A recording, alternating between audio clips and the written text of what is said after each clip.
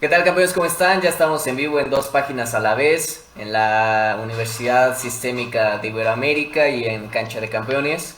Hoy vamos a platicar un poco sobre la carrera de un conductor, narrador, comentarista. Vamos a ver todo lo que engloba esto del mundo de la comunicación deportiva. Nos acompañan mi estimado Gabriel de Velasco y los protagonistas de esta entrevista, Jesús Quesada y Roberto Ramos. ¿Cómo estás, Jesús? ¿Cómo estás, Roberto? Y mi estimado Gabo.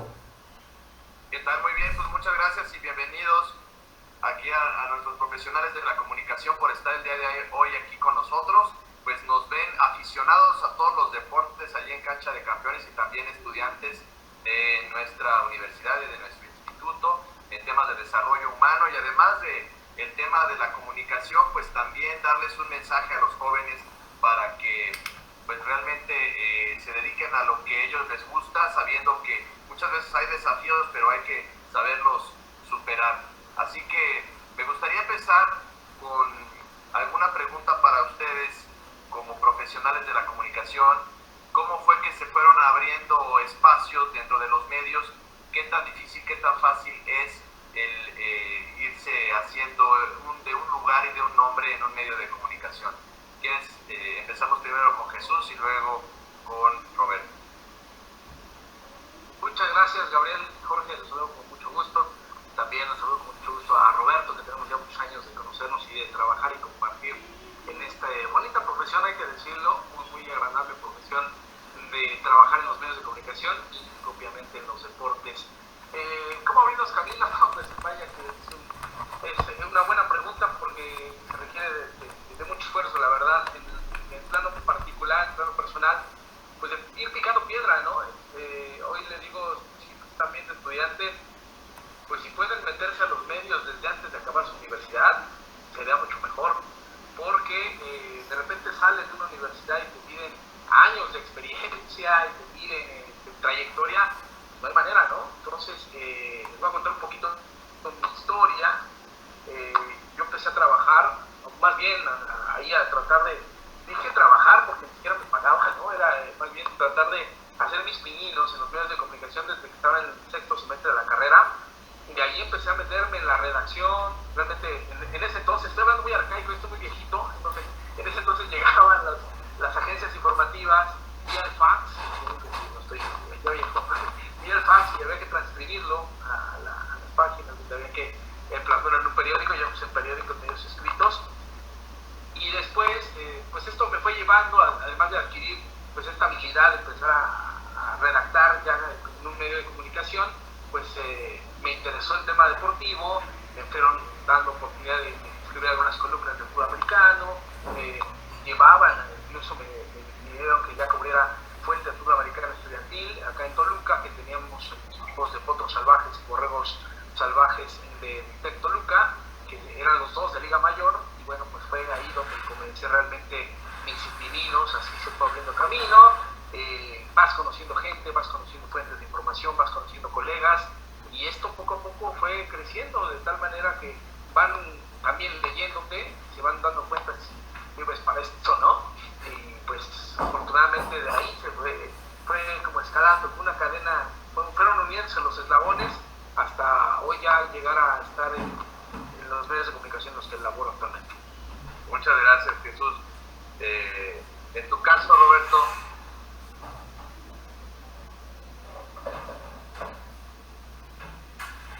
Buenas noches a todos, y bueno, al buen Jesús que está también de regreso, el saludo para ti, mi estimado Jesús. Bueno, pues la verdad es que Jesús evidentemente tiene toda la experiencia y algo parecido sucede, ¿no? Me parece que de entrada no es sencillo el tema de la comunicación y el medio de comunicación, me refiero al entorno como tal laboral, en el Valle de Toluca, por ejemplo.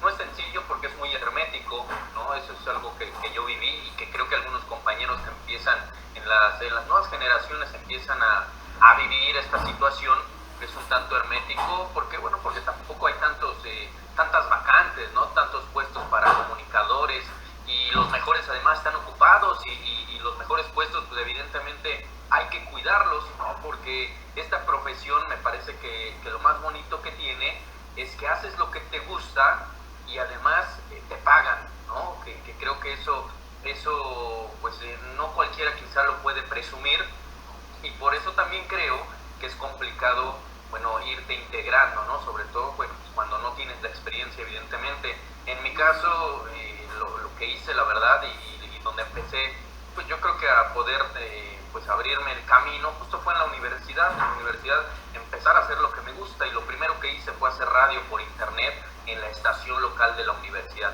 pero porque yo sabía que era algo que me gustaba, ¿no? En aquel programa que yo le llamé Cabina Deportiva, con un buen compañero, Francisco Sánchez, que también ahora colabora en los medios de comunicación, y de ahí, bueno, pues empezar a relacionarte un poco, a hacer lo que te gusta, a tropezarte, por supuesto, en el camino, y posteriormente lo que a mí también me parece que es clave, lo digo por experiencia, es el tema de hacer un buen servicio social o buenas prácticas profesionales, porque muchos por allí, algunos compañeros me sucedió, y hasta la fecha lo escucho, ¿no? Que algunos quieren justificar prácticas o servicio, bueno, pues con alguien que te ayude, que simplemente te firme y vámonos, ¿no? Por ahorrarte quizá la presencia allí, el tiempo, porque quizá no hay esa remuneración económica, pero a mí me parece que debe de ser lo contrario.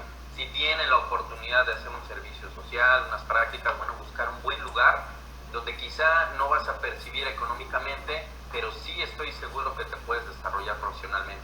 Yo lo hice en el Heraldo de Toluca, en este espacio donde fue la primera ocasión que tuve oportunidad de estar en un medio de manera formal, y empecé a escribir allí. Como decía Jesús hace un instante, bueno, empiezas a aprender, te empiezan a leer, te empiezan a tomar en cuenta, y eso te permite ir relacionándote, aprendiendo, por supuesto, tomando experiencia, y bueno, pues a partir de ahí, en su momento, y bueno, pues después de quizá un año de servicio, un poquito más, de machetearle, como se dice coloquialmente, tuve la oportunidad ya de colaborar de manera formal como reportero, en su momento también como editor, y bueno, pues poco a poco continuar pues en los medios de comunicación. Básicamente ese sería el mensaje que yo daría, y bueno, pues parte de lo que a mí me sucedió.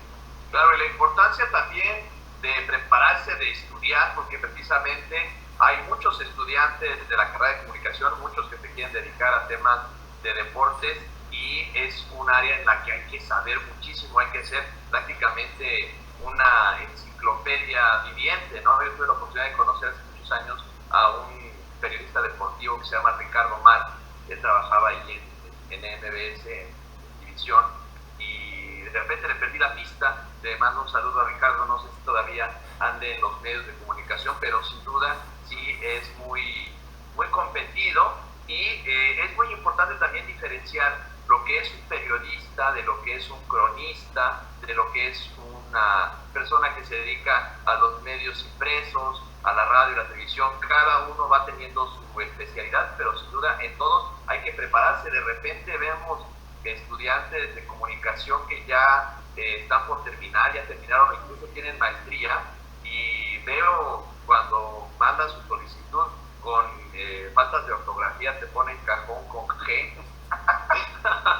Entonces, pues la importancia de no solamente informarte de lo que tiene que ver con lo deportivo, sino también de lo que está pasando en el mundo, ¿no? Tener pues un bagaje cultural también es fundamental, ponerte a leer. Vemos ejemplos muy buenos como por ejemplo Carlos Albert, que es alguien que yo admiro mucho, o el mismo Roberto Gómez Junco, que es gente muy culta, ¿no? O por ejemplo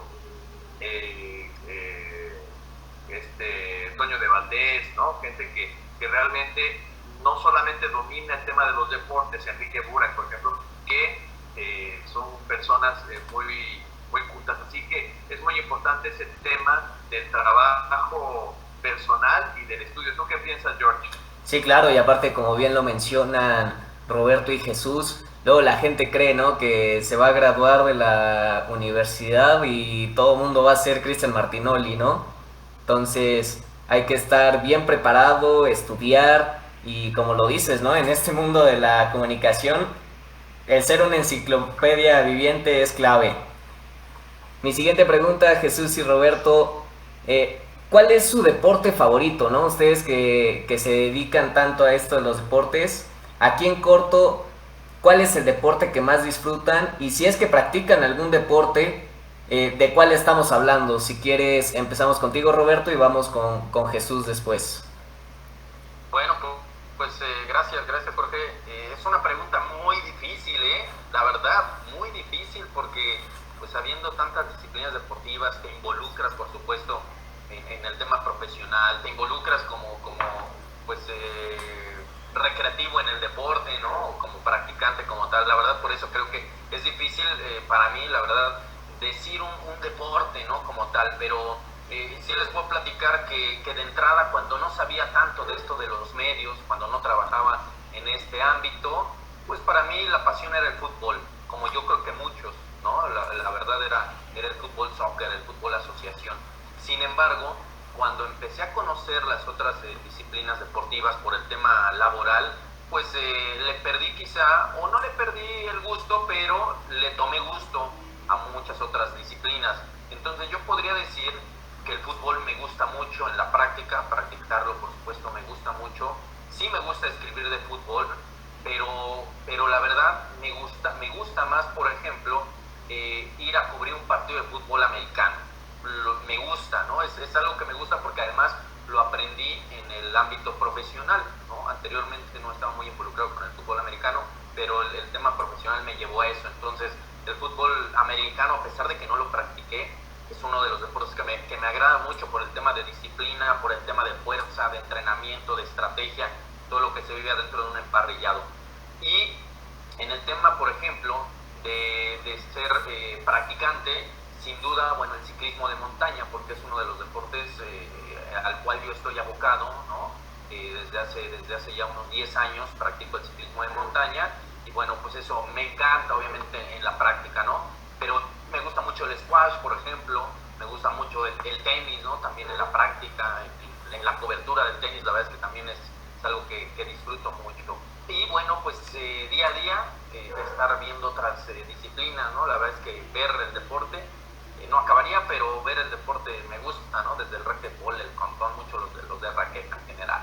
Oye, Roberto, ahorita que decías del tenis, hace poco estaba viendo en YouTube a alguien que hacía una reflexión sobre el tema del tenis, de cuando tú vas perdiendo, ¿no? Cuando lo practicas vas perdiendo y siempre tienes la oportunidad de ganarlo, así vayas perdiendo 2-0 y siempre gana el que consigue el último punto. Y tenemos historias de remontadas impresionantes. También la vida es así, ¿no? También la vida es de paciencia, así como en el tenis, y es de los pocos deportes en donde no hay empate, porque tú puedes empatar en el fútbol, puedes empatar en varios deportes, pero en el tenis no. ¿En qué otro deporte tampoco hay empate? Ayúdanos a ver. En el tema del squash, justamente, ¿no? Los de raqueta sucede esto, ¿no? En el tema del frontón, por ejemplo, en el frontón a mano, en el bádminton, ¿no? Que también estoy muy involucrado en el tema del bádminton, por ejemplo. Bueno, pues también se juega a 3 sets, y cuando hay un empate en el mismo set, tienes que ir a una muerte súbita, ¿no? Por ejemplo, son de algunos deportes donde no puede haber empate. Y bueno, si nos salimos de los de raqueta, pues por ahí el canotaje, ¿no? Claro, que también digo, muy distinto, pero tiene que haber un ganador, ¿no? Exacto. Muy bien, seguimos con la misma pregunta de George, nada más que me desvío un poco en el tenis, porque yo soy fanático del tenis, lo practico, por cierto, mañana está de lujo. Parte del torneo que estoy ahí jugando, ahí luego les platico con más calma. Pero sí, Jesús, lo que preguntaba Jorge, ¿no? Sobre los deportes que te gustan, que practicas. Híjole, está difícil el tema del gusto, ¿no? Porque para mí, por ejemplo, los Juegos Olímpicos es como si me llevaran a Tailandia, ¿no? Porque puedes ver todos los deportes al más alto nivel, a la más alta competencia. Entonces es divertidísimo para mí. Digo, ahorita me estoy alistando porque yo quiero dormir temprano y mañana empezar a verlos temprano, la jornada, ¿no? Que empieza con el fútbol, pero así fuera, por ejemplo, el softball y otros deportes, a mí me encantan. En cuanto a la cobertura, pues creo que coincido, y quizá hasta por, no sé, nostalgia, el fútbol americano, porque fue el primer deporte que me tocó darle cobertura como reportero. Tanto fotógrafo como deportero, porque yo empecé como fotógrafo, pues me conté, empecé como fotógrafo, ahí se me dio la oportunidad y de ahí me clavé pues, para escribir sobre deportes. Pero creo que el fútbol americano me ha apasionado, me gusta verlo, lo practiqué muy poco, pero me gusta verlo, me gusta seguirlo. es un deporte de mucha estrategia, le llaman el ajedrez humano, porque en verdad hay un solo movimiento puede cambiar muchas cosas. Pero bueno, otro que me guste observar, cubrir, no sé, es que son tantos que no sé. El boxeo me encanta, por ejemplo, me encanta el box, heredado de mi padre, le gustaba mucho el box. Y te voy a recordar, digo, no sé si Gabriel le gusta, Roberto y Sergio y Jorge están muy chavos, pero Gabriel, aquellos sábados de box por la noche, te recordarás, ¿te acuerdas la televisión? Doctor Morales o esto Claro. de la mano izquierda en forma de gancho? Exactamente. Ayer inició el doctor Morales, Sonia Alarcón, con esas narraciones trascendentales los sábados por la noche. Entonces nos reuníamos con mis tíos, nos recordábamos y bueno, pues veíamos el boxeo. Creo que eso es de lo que más disfruto, el fútbol americano, el boxeo. También el fútbol, no lo voy a hacer a un lado, por supuesto que lo disfruto, pero en cuanto a la práctica, no, ya la rodilla ya no da para mucho. Practiqué mucho tiempo. ¿Qué vas a hacer profesional? Sí, pero algo pasó, ¿no? En la rodilla. Actualmente algunos kilómetros me salgo a correr, me gusta nadar y estoy por incursionar en el ciclismo. Ahí hay un tipo que me está jalando al ciclismo, entonces estoy por conseguir la bicicleta, que es el elemento indispensable, y voy a ir a jugar al ciclismo. Pero sí, parece que a quienes estamos en esto del periodismo deportivo, cuando observas tan de cerca el desarrollo de los deportes, así sea, no sean Juegos Olímpicos, en una Olimpiada Nacional, en un torneo universitario, en un torneo estudiantil, cuando observas la disciplina, todo el esfuerzo que tienen que hacer quienes lo practican, bueno, te enamoras de todos los deportes. Digo, en lo particular a mí me aburría mucho el golf cuando lo veías en televisión, no me gustaba, pero el día que le di la cobertura a un campeonato Future aquí en el Estado de México de golf, bueno, dije, este deporte es impresionante, ¿no? Porque no piensan que es ir platicando, pegándole la pelotita. Así como lo decía Gabriel del tenis, en el golf también es mucha mentalidad, mucha fortaleza. Una película que se llama El Juego, ¿no? Muy recomendable. Esa película sobre golf y hace que nos interesemos en ese deporte. Yo les quiero preguntar, somos un país de más de 120 millones de habitantes, somos un país que nos encanta el fútbol, que nos gusta mucho también en la zona norte y en el sureste el béisbol. Somos un país que disfrutamos mucho los deportes, sin embargo no tenemos una historia de tantos éxitos en los Juegos Olímpicos, no somos de los que están siempre arriba en el medallero y tampoco hemos ganado mucho en términos de fútbol, por ejemplo, que es el deporte más gustado aquí, más practicado.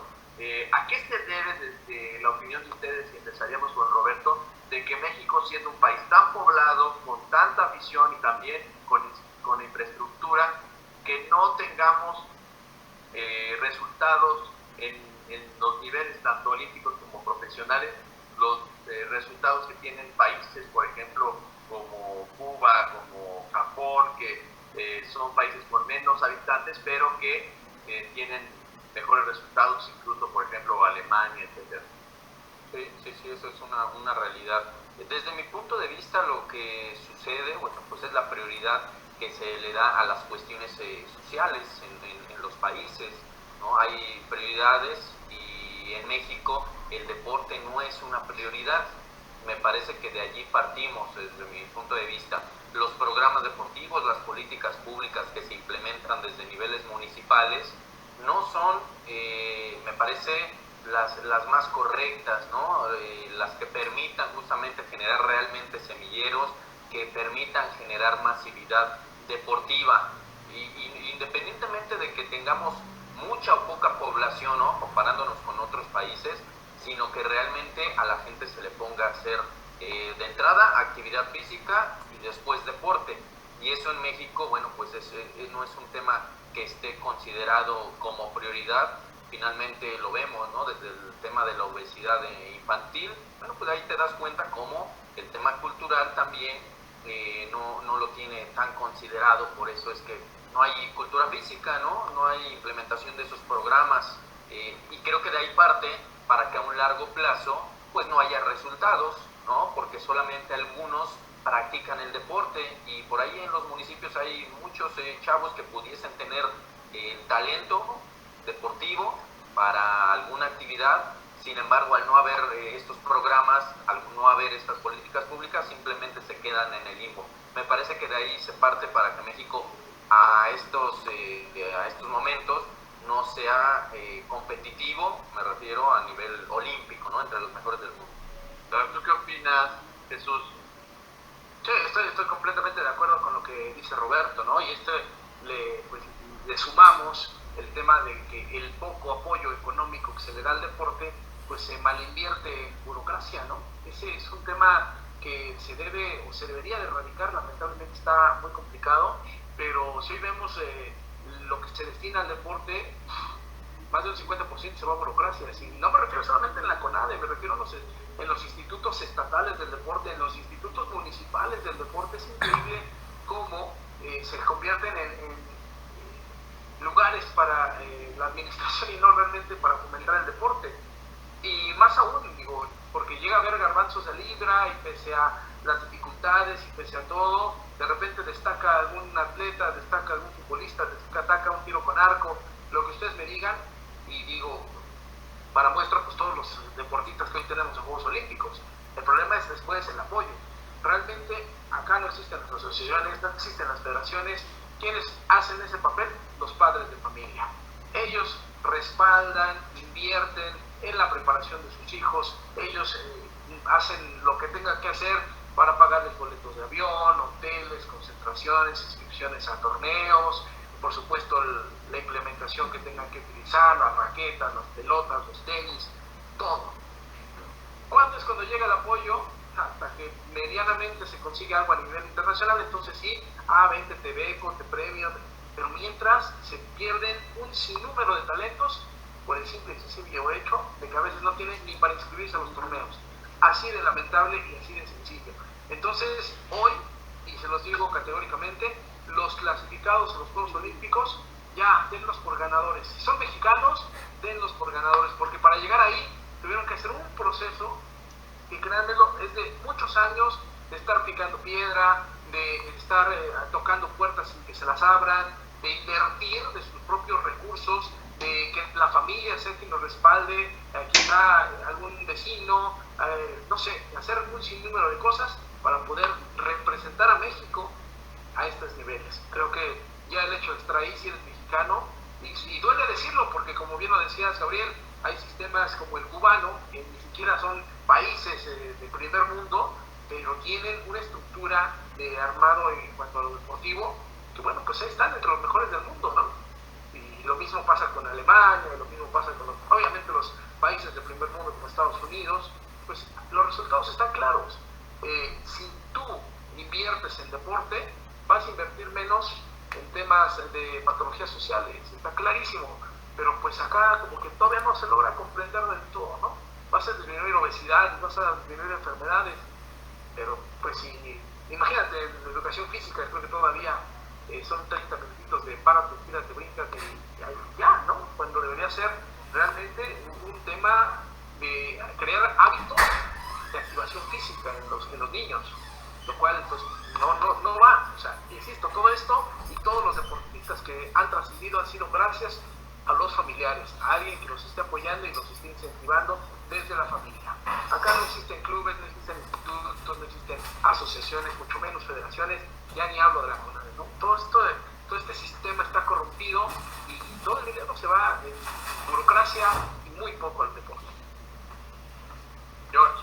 Jesús, comentabas de los Juegos Olímpicos, que es como Disney para nosotros los amantes del deporte. Hablemos un poco de esto, ¿no? Los atletas llevan muchos meses viéndose en dificultades por la pandemia. Los Juegos Olímpicos se tuvieron que posponer. Arrancamos contigo, Jesús. Comentábamos antes de arrancar el en vivo con toda nuestra audiencia que hay algunos patrocinadores que ya se están saliendo, algunos países que incluso ya no enviaron atletas. ¿Tú cómo crees que le vaya a México en esta edición de los Juegos Olímpicos? Y bueno, ya estamos viendo que incluso mañanita hay que madrugar porque a las 2 de la mañana debuta México contra Francia. Sí, pues complicado el tema, ¿no? Hacer los Juegos Olímpicos en medio de la pandemia, muchos decían post pandemia, no, la pandemia sigue ahí, y ese es el tema. Hacer los Juegos Olímpicos en medio de una pandemia está causando muchos dolores de cabeza, muchas complicaciones, contagios en la propia Villa Olímpica, lo cual pues ya está muy cercano a la competencia. Me parece que es lo más difícil, lo más peligroso, y bueno, pues ahora sí, por temas evidentemente económicos, pues se va a insistir y se va a tratar de redoblar esfuerzos para que se desarrolle. ¿Cómo le va a ir a México? Pues yo insisto, te lo dije hace rato, quienes están ahí debemos de reconocerles el hecho de haberse clasificado, de que sin un solo apoyo hayan logrado soportar un proceso no de 4, sino de 5 años para poder estar en el élite del deporte mundial. Y bueno, pues el tema de medallas, la verdad es que está difícil, ¿eh? Ahí estaba leyendo un pronosticado que hacían respecto a la consulta que se da de diferentes entrenadores, quienes están especializados en cada uno de los deportes, pues no es nada alentador. Dicen que 5 medallas y ninguna de oro.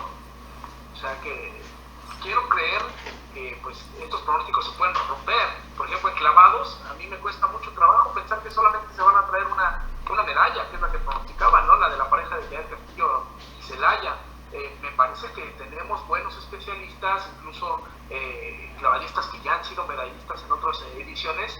Hay experiencia, entonces yo quiero pensar que ahí también van a caer medallas. Quiero pensar en el taekwondo de Becerra Acosta, su primer justa olímpica, y pues, va con todo, porque se esperó mucho tiempo por estar atrás de Diego, pero participa para otro país, ¿no? Sí, claro, es que ese es otro tema, ¿no? También hay una niña, se me olvidó el nombre, es del Estado de México. Sí. Ajá. Y participa en tiro con arco por Estados Unidos. Ya, otra, ok. Sí, hay otra, sí, aparte de ella. Y seguramente si le rascamos, seguramente habrá otros paisanos que anden representando a otros países, ¿eh? Ese también habla y va conectado con lo que nos preguntaban hace rato, ¿no? Esa falta de apoyo, que a veces dicen, bueno, pues aquí nos apoyan, tienes talento, pues vámonos a otros lados, ¿no? Digo, el tema más emblemático fue el de Arturo Barrios.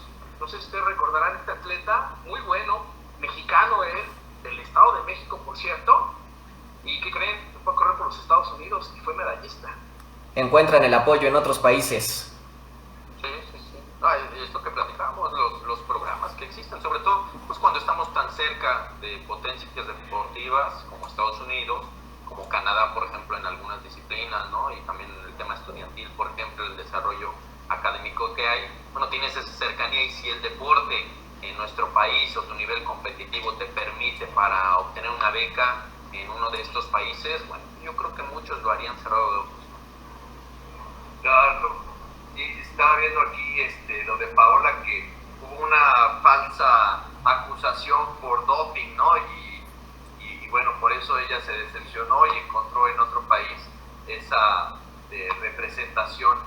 Sí, pero perdón, pero ¿sabes cuál es el tema? Me parece, Gabriel, ahí en la situación de Paola Pliego, la forma en que las autoridades le dieron seguimiento a este tema. No nada más fue haberse equivocado, sino que Paola Pliego, bueno, levantó la voz hace unos años y la Federación Mexicana de Esgrima estuvo limitándola posteriormente, porque finalmente era una deportista que levantaba la voz, la estuvo limitando en decenas de actividades, o de decenas de eventos internacionales, de selectivos, hasta que ella se cansó por el tema de la burocracia, por el tema de los intereses políticos, los intereses propios, los intereses económicos, y bueno, hasta que ella se cansó y decidió ir a representar a Uzbekistán, ¿no?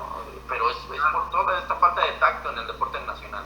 Y otra Paola, nuestra querida Paola Espinosa, medallista, digna representante de México, y resulta que no va a los Juegos Olímpicos, y Ana Gabriela tiene una versión, ella tiene otra, pero finalmente Paola no va a los Juegos Olímpicos. ¿Qué opinan? A ver, Giselle. Complicado el tema, ¿no? Porque aquí el problema es de la Federación Mexicana de Natación, porque si tú estableces los criterios de clasificación a Juegos Olímpicos desde un principio, y todo el mundo dice, va, y vamos, que así estamos convencidos de que así será, pues yo creo que la transparencia no evitaría todo este tipo de polémicas. El problema es que viene, y pese a haber conseguido las plazas olímpicas, viene un proceso selectivo que le llaman de último momento. muchos de ellos ya estaban de alguna manera entrando en un microciclo para, ya saben, el tema de los deportistas que tienen que entrar en microciclos para después tomar y llegar al máximo tope a la justa, pues resulta que los llaman, ¿saben qué? Vamos a hacer un selectivo que se nos acaba de ocurrir. Pues evidentemente, si ustedes observan ese selectivo, todos, absolutamente todos nuestros clavadistas, no sean malos ni se les ha mirado la técnica, todos dieron patazos, ¿eh? El problema es que los llaman en un minuto, muchos no estaban preparados al 100%. Y toman ese último selectivo como referencia para elegir las plazas olímpicas, pues por supuesto que va a enojar a cualquiera, ¿no? Ahora, del otro lado, bueno, Paola, pues sí, se puede enojar lo que quiera, es nuestra máxima representante, hay que reconocerle todas las medallas que da a México, pero también se le olvida un poquito que allá por el 2004, ella le pasó exactamente lo mismo, nada más que al revés. Había otra clavadista, Adriana Jiménez, que ganó un pase olímpico y a la mera hora se lo otorgan a Paola. Y ahí consigue su medalla, su primera medalla olímpica. Entonces, hay que también tener un poquito de memoria en esto del deporte, ¿no? No irnos con la pinta, con ninguna de las dos versiones, porque son temas complejos, ¿no? Sí, claro, y te decía, hay que tener un poquito de memoria también dentro del deporte, porque ahora, pues Paola se hace la víctima, perfecto. Y lo quiero entender en el tema de que, pues, se sacaron de la manga este último selectivo. Perfecto, ahí respaldo la opinión de Paola.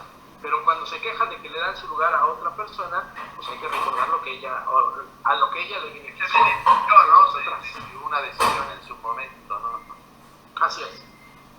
Muy bien, aquí el problema es de las federaciones. Si no dejan desde un principio los criterios de selección bien sentados, no hay manera. Si tú ya lo dejas sentados, si tú lo dejas sentados, si dices un principio, a ver señores, a ver Jorge, Roberto y Gabriel, los tres que tienen que cumplir, primero que los cumplan, va, mucho las de tiempo y forma. Lo mismo sucedió ¿no? Con Jessica Salazar, por ejemplo, ¿no? También con ella, que es campeona mundial de velocidad, también se hace un selectivo de buenas a primeras, y bueno, pues otra chica, bueno, pues es la que tiene el mejor resultado, pero igual falta de planeación, y finalmente una subcampeona olímpica se queda fuera de los Juegos Olímpicos, donde teníamos posibilidad de medalla, y después ella también levanta la voz, y a pesar de que la habían inscrito en la prueba de Omnium, decide también no participar por un tema moral, personal, ¿no? Pero ahí te vas dando cuenta que este tipo de decisiones burocráticas, de falta de planeación, terminan por afectar al deporte nacional. Y lo que preguntabas, Gabriel, hace un rato, ¿por qué también no hay medallas? Porque no hay una estructura, no hay una planeación, también por el tema de la corrupción y que cada quien nada más está buscando llevar agua para su molino nada más, y no desde una mirada más sistémica y hacia algo más general de beneficio para México, en un verdadero cariño hacia el país, sino finalmente cada uno son cotos de poder, y que dentro de esos cotos de poder también hay esas luchas por a ver quién se queda con la mayor tajada, y finalmente los que pagan esto pues son los atletas, ¿no? Correcto, ahí está, ¿no? Ahí lo desmenuzamos y nos damos cuenta que es una realidad. Y así como es en los deportes, pues me imagino que también es en todo el tema político, ¿no? Como lo decía hace rato Jesús, todo esto empieza desde el apoyo de los municipios, y hay honrosas excepciones en donde sí tenemos muy buenos resultados. George, adelante. Roberto y Jesús, vamos a crear un poquito de polémica en esta entrevista. Quiero saber qué opinan de la participación de México en la Copa Oro. Vimos en nuestro partido de debut contra Trinidad y Tobago que nos fue pésimo. Luego a Guatemala sí le ganamos con facilidad, pero contra El Salvador otra vez se nos... Sí, no, bueno, se nos está viniendo la noche, ¿no? En este torneo. ¿Creen que merecemos un mejor torneo? ¿Nuestros jugadores merecen competir con atletas mejor preparados? ¿O realmente estamos, ¿no? En el torneo que nos merecemos? ¿Cuál es tu opinión, Roberto? Bueno, de entrada la verdad es que a mí sí me molesta, ¿no? Como a lo mejor apasionado del deporte, también como periodista, me molesta ver a la selección nacional mexicana que no pueda demostrar su nivel jerárquico en la Copa de Oro y sobre todo en esta fase de grupos, ¿no? Ya no sabemos allí los resultados. Y la otra, bueno, pues que es penoso ver que tengamos una liga de fútbol competitiva, la Liga Nacional Mexicana, una liga donde hay sueldos muy altos porque en teoría hay jugadores de buen nivel, porque en teoría hay una estructura distinta a los países caribeños, a los países centroamericanos, y que no lo puedas demostrar a nivel selección, porque finalmente la liga es la base de eso, ¿no? A mí me molesta y me parece que la selección mexicana tiene la obligación de mostrar la jerarquía ante estos rivales que, con mucho respeto, bueno, pues no hay punto de comparación. Insisto, para mí el parámetro es la Liga Nacional, la Liga Mexicana, que no se puede comparar con las otras, ¿no? Como la forma en que se mueve, el tema de la comercialización, el ingreso, los jugadores, etcétera.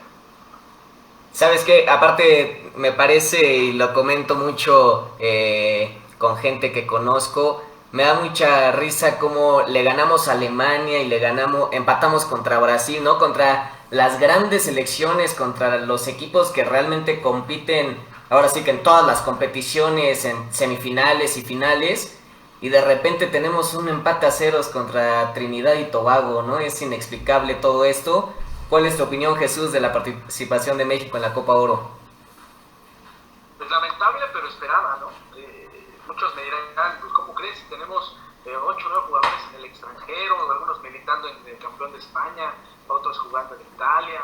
¿Cómo me dices eso? Pues sí, es lamentable, pero esperado. En el momento en que los federativos hace unos años deciden abrir así, a puertas abiertas, la llegada de extranjeros, tapar los procesos de formación de jugadores de fuerzas básicas, y digo, llegó el tema de Veracruz, que llegó a tener hasta 22 extranjeros en su nómina, imagínense nada más, ¿no?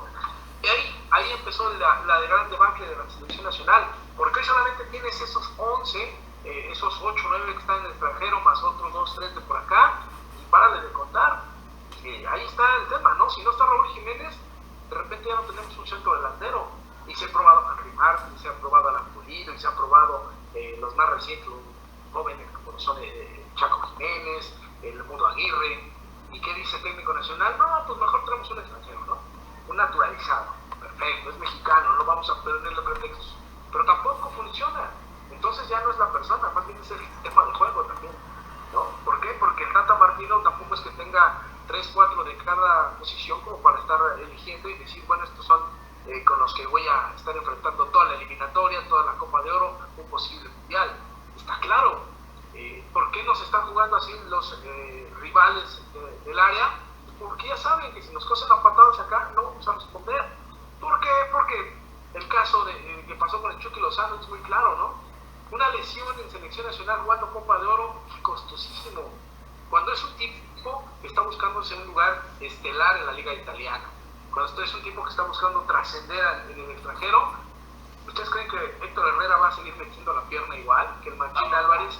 Y lo digo más como Hugo Sánchez, ¿no? Lo que le pasó a él, y también le llegó a pasar a Cuauhtémoc Blanco, que empezando el partido, pues jugadas arteras, entradas muy fuertes, en las cuales pues a uno lo fracturaron, a Hugo le dieron un cabezazo, y bueno, entonces ahí es pensar, pues mi club me está esperando, y mejor claro, y trabajo a mi 50%. Claro, y para eso deberíamos tener otros jugadores de la Liga Mexicana, con quizá no el mismo nivel de experiencia que tienen los que juegan en Europa, pero sí con la misma calidad para desarrollar un sistema de juego que quiere el Tata Martino. Acá el problema es que te digo, no hay otros. ¿Por qué? Porque de repente, si tú buscas, es increíble cómo no tenemos un lateral derecho estelar, un lateral derecho inamovible, porque en México dejaron de trabajar los laterales derechos, y hoy revisas los equipos en la Liga MX y muchos laterales son extranjeros. Ya no digo de los defensas centrales, esos por muchos años todos son extranjeros. Los centros delanteros todos son extranjeros. Ese es el problema del fútbol mexicano, la apertura diestra y siniestra que se dio a extranjeros en cantidad, porque en calidad bajaron. Es decir, antes solo te permitían 5 extranjeros por equipo. ¿Esto a qué te obligaba? Pues evidentemente a traer 5 extranjeros de calidad. Ahora que te lo abren a 10, 11, pues tráete lo que sea, chiste el negocio. Y ese es el problema, y eso es lo que ha repercutido ya en selección nacional. Ahí está la respuesta de por qué vemos una selección nacional que ya le empata a Trinidad y Tobago, que le cuesta mucho trabajo ganar de El Salvador, y que yo no sé cómo le va a ir contra Honduras el próximo fin de semana. Sí, volvemos a esto de los apoyos, ¿no? Si México tuviera el apoyo hacia los jóvenes, los equipos mexicanos, cuántos delanteros y cuántos jugadores no hay en fuerzas básicas, ¿no? De los equipos, y tan no se nos da ese apoyo que tenemos que recurrir a los naturalizados, como es el caso de Rogelio Funes Mori, ¿no? Adelante, Gabo.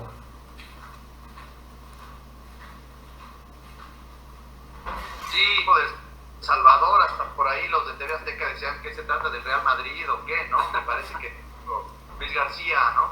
Porque efectivamente nos tuvieron a raya, sobre todo en la última mitad del partido, y pues ganamos ahí por la mínima diferencia, y después pudimos haber ganado también con un marcador más abultado a Guatemala, pero ahí nos quedamos en el camino. Yo quiero pasar un poco al tema del fútbol ya en la liga y lo que pasa ahí con la liga de ascenso, la famosa Liga Premier. ¿Qué pasa con el Irapuato? ¿Es justo, no es justo? ¿Es un equipo profesional porque está en una liga? ¿Tiene derecho a ascender y a la mera hora le dicen, pues tú no bailas? ¿Cómo ven ustedes ese tema de las prohibiciones, sí, sabiendo que ellos ya de alguna manera pertenecen a fútbol profesional y de repente se les niega por un tema administrativo?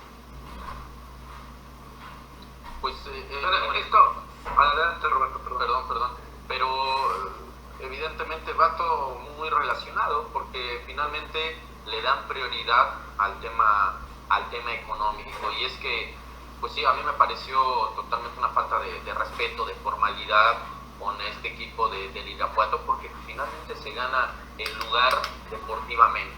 Y bueno, pues lastimosamente el tema económico tiene más peso en nuestro país en lo que se refiere al fútbol profesional, y justamente pues al no contar con el recurso y también con las condiciones del equipo de las presas, ¿no? Las condiciones finalmente lo bajan del barco, y sobre todo que no se le notifica, ¿no? con antelación todas las condiciones económicas y de infraestructura que debe tener. Y bueno, pues como es la federación que finalmente de fútbol toma esas decisiones unilaterales, finalmente lo bajan del barco. Sí, Jesús.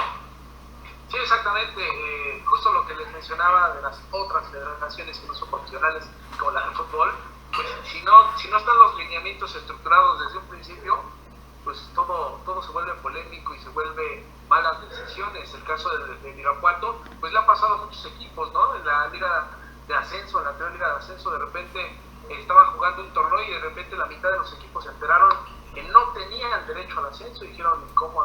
¿Por qué? Y entonces mi inversión y mis patrocinadores, todo mi proyecto que tengo estructurado, pues se va a la basura.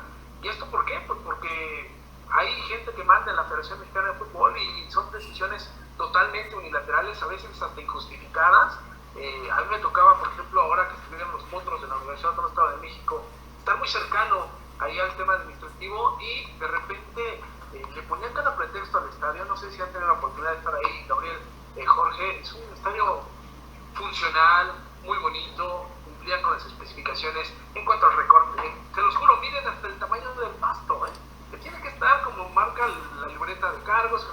Bueno, todo muy bien. Cualquier pretexto era bueno para multarlos. Y de repente veíamos estadios donde iban a jugar los potros en la misma liga de ascenso, y eran un muladar, y entrabas a los vestidores, no había agua. Entonces de repente dices, bueno, ¿por qué se aplica un criterio de un lado y se aplica otro criterio? O sea, acá el tema es que en el fútbol profesional sigue habiendo intereses evidentemente económicos. Es un tema profesional, es una liga profesional, y siempre lo primero va a ser el tema económico.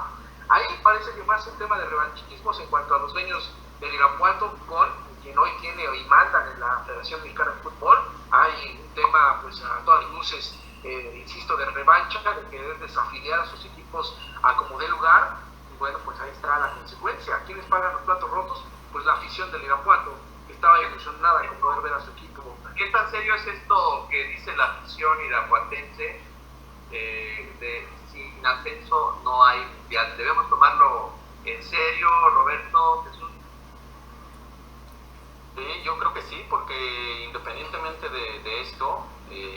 pues ya las cuestiones están delicadas en cuanto a este famoso grito, que es la principal amenaza que ha generado la afición del equipo de Irapuato. Entonces, de entrada, pues ya es un tema, ¿no? El tema de la situación del grito. Entonces, si la afición promueve y se puede considerar un movimiento pues, social en este sentido, y sí podría generar algún problema mayor, porque ya estamos en el ente de la FIFA. Exactamente, ¿no? Se están colgando de un tema ya difícil para la Federación Mexicana de Fútbol. Hoy llega la notificación, otra multa de 100,000 pesos para la Federación Mexicana de Fútbol por este tema del grito homofóbico. Y bueno, pues de esos se tomaron y dijeron, bueno, si no nos van a permitir el ascenso, que nos ganamos en el terreno de juego, que nos ganamos, ahora sí que desempeñando de lo que se trata este deporte que es el fútbol, pues entonces vamos a incitar al grito. Y en Estados Unidos, pues se está dando, ¿no? Hoy, insisto, llega otra multa para la Federación. En los Estados Unidos. Hay muchos, ¿eh? Y es que además los aficionados de Irapuato están alentando a todos aquellos a los que la Federación les hizo la misma, ¿no? Digo, imagínate lo que piensa un aficionado del Morelia cuando le quitas a un equipo de mucha tradición. Toda tu historia, de repente, ¿no? Sí, Noche a la mañana. y de un plumazo, de repente los canarios se vuelven pulpos, de color morado, ¿no? Metamorfosis muy rara. Sí, bastante extraña, sin lugar a dudas. Pero como eso ha pasado en muchas plazas del fútbol mexicano, entonces, por supuesto que hay argumentos para que la afición se pueda enojar y rebelar contra la federación. Ahora, el hecho de que esto llegue a afectar a la selección mexicana, pues como afición nos dolería mucho, ¿no? Que no esté en un mundial, pero allá en la federación les va a doler, mira, en el corazón. Claro. Justo lo mencionaban, estaba viendo hoy en la mañana que incluso el nombre de la Liga Mexicana ha cambiado, ya no será Torneo Guardianes, sino Torneo Grita por México, Grita va por México, algo así por el estilo. Y ya es difícil, ¿no? Ver un partido de la selección en el que el árbitro no tenga que parar el juego por este grupo. Y a mí incluso me tocó en una ida al estadio ver a Memo Ochoa pidiendo de favor a la afición que ya no se grite más, ¿no? Este famoso grito que al inicio lo veíamos como una broma, ¿no? Como no pasará nada. Pero como bien lo comenta Jesús, las multas están llegando, los avisos de la FIFA están llegando. Y esperemos que esto pare y no nos quedemos en una mala noticia para el próximo Mundial de Qatar.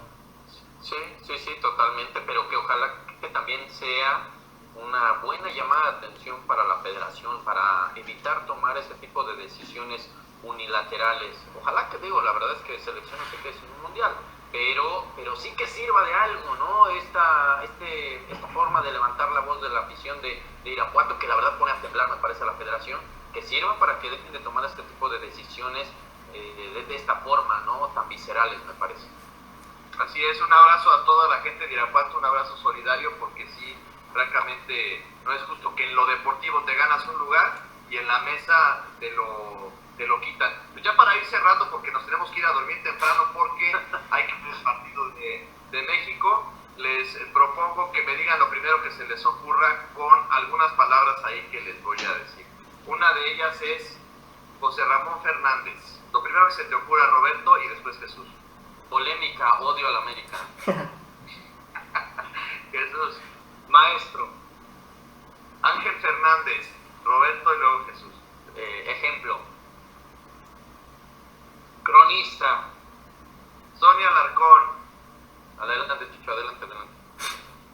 No te la quiero ganar. No, se me fue la palabra. Ícono. No, además, un hombre de mucha experiencia y con muchos conocimientos. Ícono. Ícono, ok. ¿Cuándo sal? Toluco y TV Mexiquense, ¿no? Así es lo que pienso. No, excelente futbolista y excelente también comunicador. Gerardo Peña. Gerardo Peña, a ver, ese sí, sóplamelo. No, Bien, Roberto. el de Es cierto. Que hoy está en un asilo de ancianos, lamentablemente. Por ahí hay una entrevista que le hizo Roberto Gómez Junco, y él está en un asilo y cuenta cómo lo sacaron de Televisa, ya no lo dejaron volver a narrar cuando sus narraciones eran espectaculares en aquellos años 80, ¿no? Estaba yo ni naciendo en estos tiempos, pero sí, ya con esa referencia. La edad, no, ya con esa referencia, también de esos históricos que hay que aprender, ¿no? De esos históricos, me parece. Exacto. Jesús, que sin lugar a dudas, inspiración. En lo particular fue de los primeros que escuché narrar de niño, junto con el Che Ventura, que comentaban los partidos. Estaba también Juan Rosali, a veces narraban también los partidos de España, los Diego Sánchez, y la verdad es que fue una de las inspiraciones que nos llevaron a que al final nos dedicáramos a esto. Don Fernando Marcos. Hoy, 4 palabras. Exactamente. Don Fernando Marcos también, oye, él fue, además de ser cronista, también fue Director técnico. Fue árbitro, fue todo, ¿no?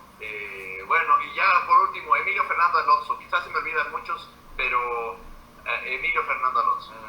Estilo único de aprender. Estilo y ejemplo de vida. Así es. Jorge, te dejo ya para cerrar con broche de oro. Sí, pues para terminar, Jesús y Roberto, me gustaría que nos dieran sus redes sociales y dónde la gente los puede encontrar para que los sigan escuchando y sigan siendo protagonistas en la comunicación deportiva. Adelante, Jesús, dinos dónde la gente te puede encontrar. Muchas gracias. Antes que nada, muchas gracias por este espacio, a Gabriel Velasco, por supuesto a Jorge Cervera y a todos los que nos han escuchado y nos han aguantado durante todo este ratito. Bueno, me pueden seguir en @chusque con doble S. Ahí estoy en Twitter, que es la red social donde un poquito más me muevo. También me pueden encontrar en Facebook como Jesús Quesada, y pues creo que son las únicas redes que manejo. La verdad es que todavía no me suelto tanto en este tema de las redes sociales. Sé que sí, estoy un poco arcaico, pero trato de moverme mucho ahí en Twitter. Me parece una red más informativa, y bueno, pues ahí donde pueden hacer cualquier duda, aclaración o reclamos. ¿Dónde te podemos encontrar, Roberto? Gracias por el espacio, por la invitación, por supuesto, plática amena. Y bueno, en Twitter como @YoRobertoRamos, en Facebook como Robert Ramos, igual forma en Instagram como Robert Ramos. Así es que ahí estamos a la orden. Muchas gracias, y bueno, pues ahí a la orden. Porque los queremos comprometer para de vez en cuando tener una plática cuando sucedan cosas así como lo que ahorita está pasando con los Juegos Olímpicos, o cuando termine la temporada vaya avanzada de fútbol o algo así, tener estos espacios para hablar de esta manera así informal, y para las personas que nos están viendo en diferentes países, que son alumnos de la Universidad Sistémica, que están estudiando coaching o psicoterapia, y que están aquí con nosotros, pues son un ejemplo. Todas las personas que entrevistamos, un ejemplo de haber llegado y mantenerse en un buen lugar, no solamente en los deportes, sino también en otros ámbitos. George. No queda nada más que agradecerles, Jesús y Roberto, por esta gran entrevista. Y como dice Gabo, ¿no? Ahora que haya otra polémica u otro tema interesante del cual hablar, reunirnos y dar nuestros puntos de vista. Muchas gracias también, mi estimado Gabo, por acompañarnos y colaborar con Cancha de Campeones. Y bueno, creo que toca dormir para ver a la selección en la madrugada.